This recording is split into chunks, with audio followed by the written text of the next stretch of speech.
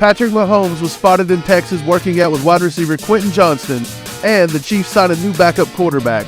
We're going to talk about all this and more, so it's time to get all chiefed up. What's happening, Chiefs Kingdom? Welcome back to All Chiefed Up. If you're new to the channel, hit that subscribe button, smash that like button to help us out. Mike, Quentin Johnston's working out with Patrick Mahomes and the receivers down in Texas right now. Is that a sign that the Chiefs are planning on making a move for him in the draft? It's either a sign that they're looking at him, or it's just a sign that he's from TCU, Steve. One of the two. I feel like it's probably more the fact that he's from TCU. I don't see the Chiefs giving up their draft plans that much because Quentin Johnston is going to be a top 25 pick, and I don't think they want to lose any leverage if they have to go up to get him. I think the most important thing with this story is the fact that Kadarius Toney is finally down there in Texas working out with Mahomes. But the only thing I'm getting from this is Quentin Johnston obviously played at TCU, so he's just finding people to work out with. That's not a big deal. But could it lead to something else? Could Mahomes really like Quentin Johnston and then say something to Brett Veach? You never really know. Yeah, I think Mahomes is pretty much auditioning him. We've said the same thing about Jerry and Ely, but it is good to see Kadarius Toney back. We speculated that he probably just wasn't invited. Maybe he was rehabbing an injury. Maybe he just had some family issues, and everybody critiqued that. But it looks like he is down there, and he's just not skipping it like some people like to think, working on his rap career. So if the Chiefs were to make a move to get Quentin Johnston in the draft, do you think that would be beneficial to the team, or do you think that they have other things to worry about first before that wide receiver spot?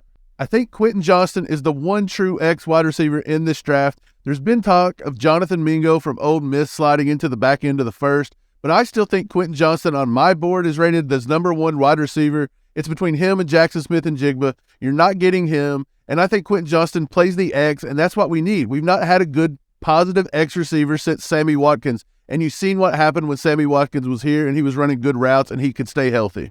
Well, Quentin Johnston has all those traits that you can't coach. He just needs to be polished up to become a good wide receiver one in the NFL. And what better place to do that than with Andy Reid and the Chiefs offense? I've said it time and time again. When you go back and watch Quentin Johnston film, the kid could have had 2,500 receiving yards, but his quarterback just didn't get him the ball. And that was pretty ludicrous. This guy's got the side speed combo that can dominate in the NFL if he does it right. So what do you think, Chiefs Kingdom? Get in the comments and let us know if you want Quentin Johnston to be a Chief next season. So the Chiefs signed a new backup quarterback today, Steve. Blaine Gabbert. He's a journeyman. He's been all over the NFL, but he was a number one draft pick in the NFL at one point. What do you think about the signing? Yeah, he was actually the number 10 selection in the 2011 draft. He went to the Jacksonville Jaguars. Kind of had his soul ripped out of his body with the crappy Jacksonville Jaguars during that time, and he never really panned out. But he has been here and there and everywhere, most recently with the Tampa Bay Buccaneers.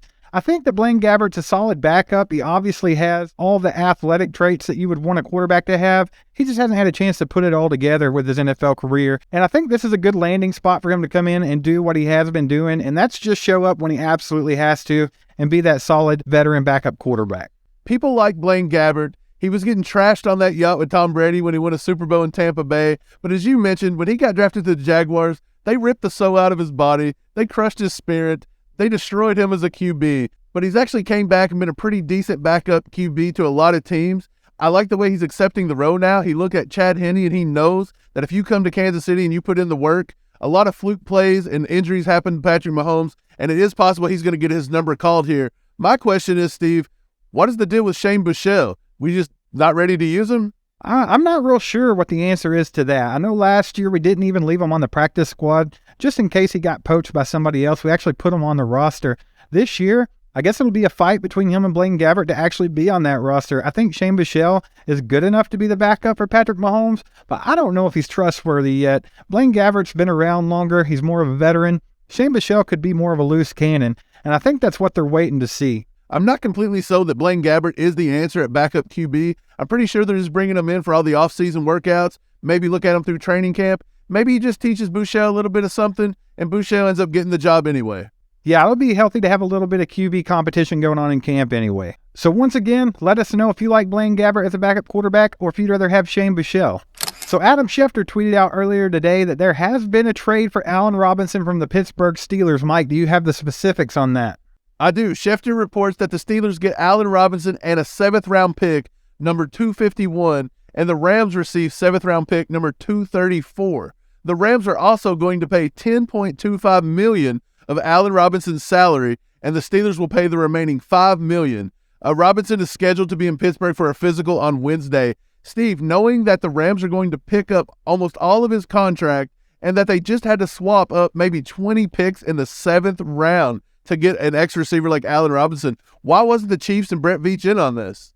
I'm not real sure. I've never been a fan of getting Allen Robinson to Kansas City. I think his production to price ratio is not all that great, but when you look at it through this scope, man, they basically got him for nothing. If that's the case, the Chiefs could have done just that and had a veteran wide receiver in that room right now. This entire situation for Allen Robinson has me confused. I think he's a true X receiver that we could have used in our offense. I don't know if Brett Veach actually even reached out to the Rams or if the Rams were actually willing to play ball with Brett Veach. But I think getting an X receiver like Allen Robinson to come in for 1 year on a $5 million deal seems pretty good, even with his injury history and his underperformance with the Rams, because most of that was just the quarterback situation.